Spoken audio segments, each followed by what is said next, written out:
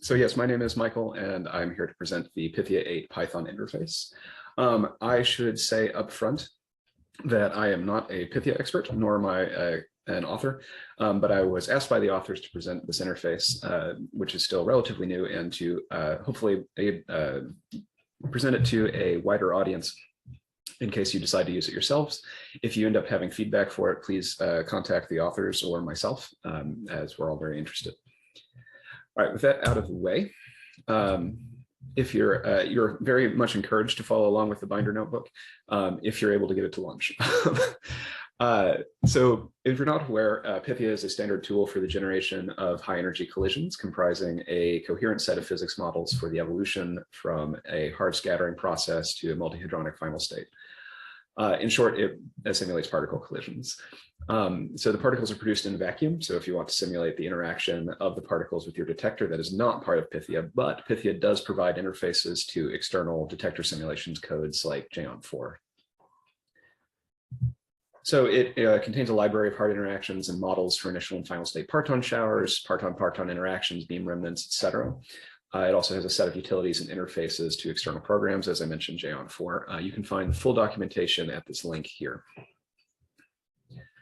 So it has included a Python interface to the underlying C++ since version 8.219, but it was redesigned to handle C++ 11 with PyBind 11 since 8.301. And only at that point did the Python interface start to be widely advertised. It also allows you to generate a custom Python interface, which you can read more about here, but it's also bidirectional. So you can create a C++ Pythia object and access it in Python through your custom interface, but you can also create a Python object and pass it to Pythia, of which there's an example here. Now, I'm not going to talk about any of that in this demonstration today. The point here is to showcase the power and flexibility of the default simplified Python interface by presenting its basic features and walking through a simple event generation and analysis workflow. So it's a small standalone package and it's easily installed on your laptop. There are official installation instructions here. It's also available on CondaForge, which is the version that's present in the on Binder as well. You can also have a look at the Conda environment file here. And right. Okay, so first off, we're going to generate a single event at the LHC using the Python interface. So the first thing we do is import the module. And then we create a Pythia object. And so this is what we're going to be interacting with throughout the demo. And so you see we get this splash screen here.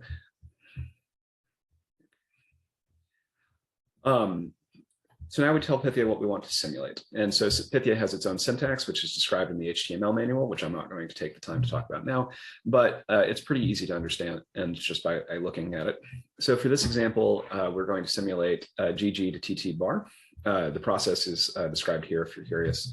And so we configure Pythia by passing these read string commands. So first, we're going to set a 13 TeV center of mass energy for the two beams, since we're simulating the LHC. And then we're going to switch on the GG to TT bar process. So now that we've done the configuration, we call this initialize, just telling Pythia that these are in fact the commands we want to use. And so Pythia will then give us a summary splash screen here of just the changes we've made. So we see that the process we wanted is turned on. And then let's see, if we looked at the full data output, we see also the center of mass energy has been changed to 13 TeV the way we expected. I should say that Pythia operates in GeV by default, so 13,000 GeV. All right, now we've said what we want to generate. We can actually generate it by calling pythia.next. And again, we get this splash screen. And so it summarizes the incoming beams, as well as some other aspects of the process. It then gives us the full simulated event and a summary table at the bottom, which I'm not going to walk through here, but you can look through and see absolutely everything that was created. By default, it only does this, I believe, for the first event. So if you do an event loop, you're not bothered with all this output every time. But now that we've simulated an event, we can access the event record through pythia.event. So what this is essentially a vector of particles. which Pythia expands as more particles are generated, and which you can access by index. So pythia.event braces around on the index. So the main thing to know is that the first three indices are reserved, so 0, 1, and 2. So 0 is the event as a whole, and indices 1 and 2 are the two incoming beams. And only indices 3 and on correspond to the particles that were produced in the collision as well as their daughters. And so when I say it's a vector of particles, I mean that it's a vector of members of the particle class, which store information about the particle itself, as well as information about its mother, its decay status, and so on. So let's explore some information in the event record. So as I said, we can access them by index, and recall that index 0 refers to the event as a whole. So here we just ask for its energy, which as expected we see is 13 TeV for the whole event. We can then see the momentum of the whole event, which as expected is 0. We just had 2 incoming proton beams. Then we can check the energies of each of the incoming beams, right? So indices 1 and 2 for the 2 incoming proton beams, which as expected are 6.5 TeV. We see their momenta as well. We can also check their identities. This corresponds to the PDG's particle numbering scheme. So 2212 refers to a proton. We get their masses, there's the proton mass, etc. You can see all the properties that are available for the particle, a member of the particle class using Python's built-in help, which will list all of the methods that are available. Let's see, you can also use autocomplete. So here we see a list of the particle properties. But the HTML documentation is the best reference. These are give you summaries, but this will really walk you through what each thing is actually doing. Now, another important aspect of the event record is that many copies of the same particle can exist in it. So what happens is, so consider the top quark that we produce in our hard interaction. Later, a shower branching occurs, right? So you have a top and it goes to a top and a gluon.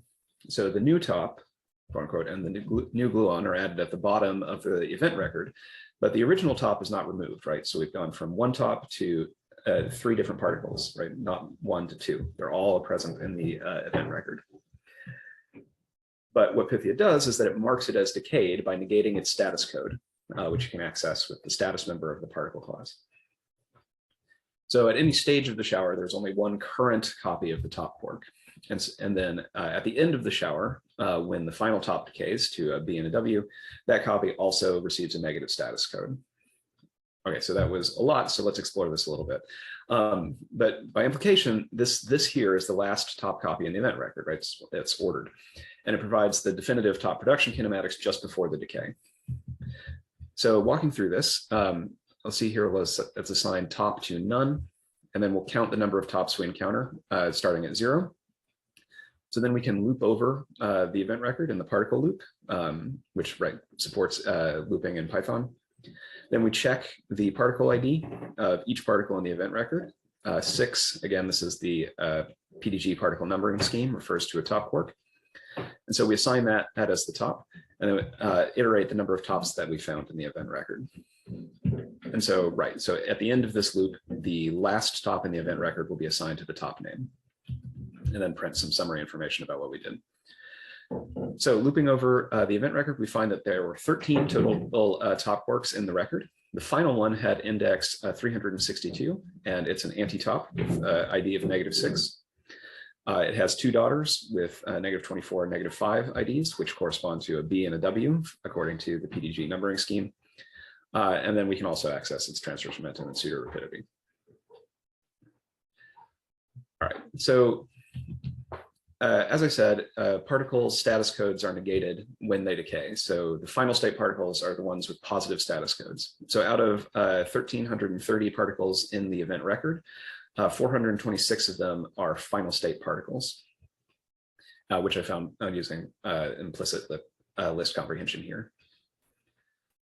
Let's see. I have a question in the Slido, which I'll go ahead and answer. So Matthew asks if we're used to building Pythia from source, so it can point from HEP2022, LHAT, EDP, etc. FastJet3. Is there a way to tell the PyBind11 and bindings about them? Right, so you can customize the Python interface using basically Pythia objects. Pythia does not have sort of default interfaces to arbitrary other packages. So I don't want to talk about, I'm not sure about these packages specifically, except for PassJet. But in general, if you want to interface with our code, there needs to be an explicit interface built into Pythia. This is something the authors are aware of and would like to improve in the future. But effectively what this means is Pythia knows about JMOD4, so you can build an interface to it, and that's supported, but doing that arbitrarily is not really supported. That said, regarding FastJet specifically, there's also not a you wouldn't build your own interface from Pythia to FastJet 3. However, FastJet is already built into Pythia. So for that specific case, you don't need to load any extra libraries at all. Pythia it's already in there as a class, confusingly named SlowJet. But it's called SlowJet, but it is actually FastJet, and you can read about it in the documentation. Or there's an appendix at the end of this notebook if you want to look there. Let's see. To be more, Jim asks, to be more Pythonic, would it be possible to suppress the banners and configure Pythia in an RAII way, that is, take configuration and constructor, no initialization? You do have to initialize it. So what this means is that basically because you're passing these read string arguments and saying, configuring in Pythia how you want to generate an event, you then need to call initialize so that Pythia can parse all of the options you passed it before you would generate anything. Now, whether it is possible to take the configuration in a constructor, probably, but I don't believe that's currently supported. Suppressing the banners, yes. So basically all of these splash screens, you can tell Pythia that you don't want it to do those. There are various configurations options you can use for that. All right, so continuing on with the notebook for now, the event record only contains information about the most recently created event. So if we generate another event, the event record is lost, right? So we've been looking through pythia.event after we called, you remember we called above pythia.next, which filled out the event record. So if we call that again, the event record is overwritten. So to demonstrate here, we're going to print the energy of the first collision product. So that's index 3, which we assign into the name P. We print its energy, then we call pythia.next to simulate another event, and then we call p.e again. And so you see that the energy changed, right? And you'll notice that I didn't reassign the variable p here. It's just a pointer to the third event, third record in the third particle in the event record. And so since the event record was overwritten, so is the underlying information that this pointer is pointing to. Now, Pythia does retain some summary information for us, though, which we can access with pythia.stat, which gives us this nice splash screen, which you see summarizes the number of events that were simulated using the various processes. In this case, we only turned one on. It also gives a summary of the cross-section. And then, as expected, we see that there are 2 events here. So the number of tried events has to do with the underlying generation inside Pythia, different things that it attempts. Selected are the ones that actually satisfy Pythia, and then accepted, you can add user cuts. And so that's what that means. But right, we called Pythia.next twice. We see 2. That's what we expect. It'll also summarize any errors. Okay, so now let's try to expand on what we've seen so far, or to try to simulate a more realistic analysis. So summarizing the above, here's a little skeleton program. We import Pythia, create the object, configure it, call initialize, generate an event, find the top quark, print some summary statistics. So then we're going to build on that to perform simple analysis. So generally, you will often want to mix multiple processes in an event. So you can simply add an additional line, turning on an additional process. Here, this turns on QQ bar to TT bar. We just add this additional read string call. Now, we need to do it like this. We could not, if we called it down here, it wouldn't do anything. It needs to happen prior to initialization, or we would need to reinitialize in order for it to work. Again, we get at our summaries. So to do a realistic analysis, we're going to want to generate more than one event. So we'll introduce an event loop here. So we just move this code inside of this for loop here. We're going to simulate 5 events for now. And again, we get these splash screens. So during the run, you may end up receiving problem messages, which come in either warnings, errors, or aborts. Warnings are automatically fixed by the program. Errors mean that that Pythia has to back up and try the event again, but generally you can safely ignore it. Abort is a major problem that means that Pythia is unable to finish simulating the event, in which case pythia.next returns false, and you ought to skip the event. So really, you only need to look for aborts in typical simulation scenarios. So what that means is that we just add these few lines to our event loop so that if pythia.next returns false, we skip the event. All right. So again, for realistic analysis, we don't just want 5 events. So let's try doing 1,000 events. So because the event record is overwritten each time you call next, you need to find some way of preserving information between simulated events. So there are a few ways to do this. So Pythia, you can build Pythia in root or interface Pythia to root and save the entire event simulated object in a root tree. This is something that's supported by the root team, not the Pythia team, but still, you can read more about it in the documentation. For the purposes of this example, we're just going to show Pythia's simple histogram class, which is nice for doing rapid checks and debugs. So this is how you book histograms. The syntax is probably familiar to you. You give it a title, give it a number of bins, low bin, high bin. And so we're going to look for the top quark transverse momentum and pseudo rapidity. And then there's, it has a fill method to which you add the numbers you wish. So the histograms support a printout function. So if we just print this, we see this output, which summarizes everything in the histogram. This is using a notation called hbook, which can be sort of tedious to look at. And if you're not familiar, explaining it is beyond the scope of this presentation. But fortunately, with Python interface, it's very simple to plot it using matplotlib. So here we simply import pyplot. We find the bin centers using the implicit list comprehension. We get the bin contents, and so this is X and Y, and then we plot them. And right, we only added 1 entry to the histogram, so there's just 1 point. All this cell does is turn that into a function. So if we put that all together, again, we import, create the Pythia object, configure it with our center of mass energy and our 2 processes, call initialize, declare the histograms, and define our plotting function. We then do a for loop over 1,000 events, skipping failed events, finding the top quark in each event, and then filling the histograms with its transverse momentum and pseudo rapidity. We print the statistics, and then finally we'll display the histograms. So let's see, as that runs, I believe there was one more question from Jim for that matter. How about an array-oriented interface, get events of particles as an array? Yes. Pythia does not support that right now, but I'm sure the authors would be very interested to know how many people are interested in it. All right, and our 1,000 event simulation is already completed. And here we see our transverse momentum and pseudo rapidity histograms printed out on the screen. So let's see, if we look at the full output here, scroll to the bottom.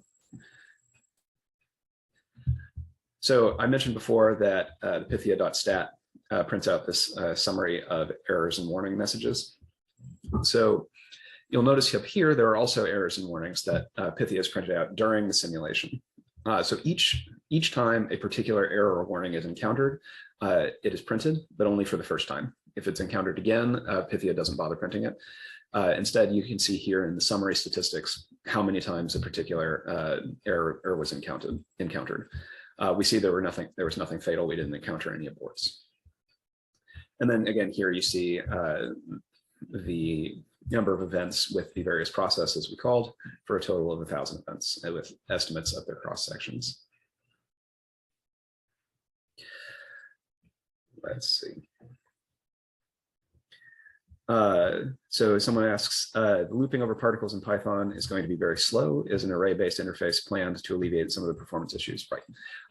I haven't asked the author specifically if they're planning an array-based interface. And right, Pythonic for loops are pretty slow. but it depends on what you're trying to do. If what you want to do is do some quick simulation and on the cuff, I think the Python interface is actually very nice. And for that matter, I'm currently working on an analysis using Pythia that's entirely done in Python. I simulate several millions of events. And without getting into too many details, it runs, and the whole analysis runs perfectly fast for my purposes and allows me to interface with the nice other PyHEP libraries in an easy way. So let's see, Pythia also can write out simple Python scripts to reproduce histograms. So we could, instead of writing our own matplotlib function to draw the histograms, we could have simply taken the Pythia histograms and asked Pythia to write out Python scripts for us, which is potentially nice. You can see a simple script for doing that here, or the documentation for it here. All right, and that is it. So we've completed a simple analysis using the Python interface. Hopefully this gives you an idea of how flexible and powerful it is and inspires you to use it in your future work. If you have feedback about the interface, you can talk to me or contact the Pythia authors. You can see at this link here. Let's see, so we have a few minutes left. So I think we've been taking the questions as we went. So I'll continue to keep an eye on the Slido, but with the remaining minutes, perhaps we can walk through some of these appendices. But perhaps I should consult the chat. No, this is not relevant. Okay. So the first appendix here is input files. So Pythia supports these command files, where instead of calling those read string functions at the top of our file, we could instead simply have these command files, which Pythia can read in and set all of these settings at once, which makes it very easy to discretize your Pythia runs. So for example, in my analysis right now, I use several different Pythia configurations. And so I simply have different command files, and then I read in each one and run the same Python generation scripts and analysis scripts with just different command file inputs, which is very nice. You can walk, the appendix goes through this in some more detail. Let's see, you can also find a fuller description of the event record in the appendix, which describes more about the various particle ID codes and other things that are available in it. It gives a nice introduction into the sort of things you can access in there. I recommend it. There's more information about histogramming down here. And then there was a question about FastJet. And so you can see this jet finding appendix, which again is confusingly named SlowJet. Formerly, this made more sense in the past. This is basically a legacy name. These days, it really is just FastJet. And it's distributed inside Pythia, as I mentioned before. You see here an example of how to set it up. With this call to SlowJet, you set these options for the algorithm, etc. And you can simply set it up with this, and then you can analyze an event by passing the Pythia event directly to it. Okay, and I think that's it. Any other questions? Yeah, I guess I'll just ask mine verbally instead of trying to type it into the chat real quick, although I can also do that. So thanks for the talk. So this is maybe more of a meta question about Pythia as well, although you know that you aren't an author, so I appreciate that we should maybe just ask them. But so Pythia has a GitLab repository where there are releases, but is the source code for Pythia publicly available in a way that people can contribute to, or is Pythia itself basically a project that exists in a private area that then only has public releases? Yeah, that's a good question. So the Pythia release model, I believe, oh boy, I believe focuses mostly on, is mostly handled by the authors. The code you can access. So when you download Pythia, you don't just download a binary, you download the whole source code. And so the whole thing is available that you can interact with and ask questions for. I don't believe, my impression is that they don't necessarily invite pull requests in the way that open source repositories do.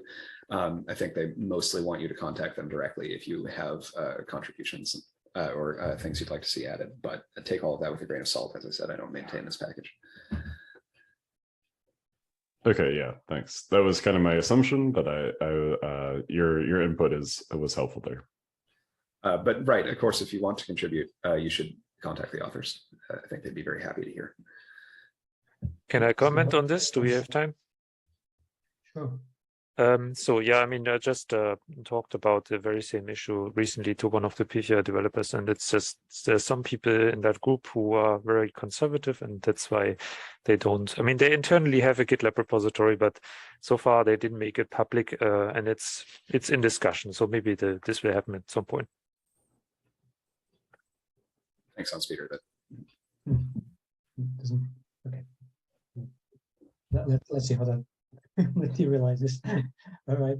Thanks so much, Michael. I have to say, and I think just summarizing some of the comments that were given, I think one of the common theme is that not everything is very Pythonic. So if the authors, maybe that's a general feedback. If the authors want to make it a little bit more Pythonic to have the common theme with the rest of the ecosystem, I think that would be nice. Certainly, I'm biased, but certainly I'll make that statement. So no, right, and I will certainly pass that feedback along, especially the comment on vectorization. So having used some other Python interfaces to underlying C++, and just in terms of usability, I find it is already very easy to use. So, right, you have to, this kind of configuration and initialization process is not particularly Pythonic, but it has sort of enough Pythonizations that I find it's already fairly intuitive by comparison, especially to some other packages. But yes, I will certainly pass. It is nice. It is really nice. That's what you're taking out.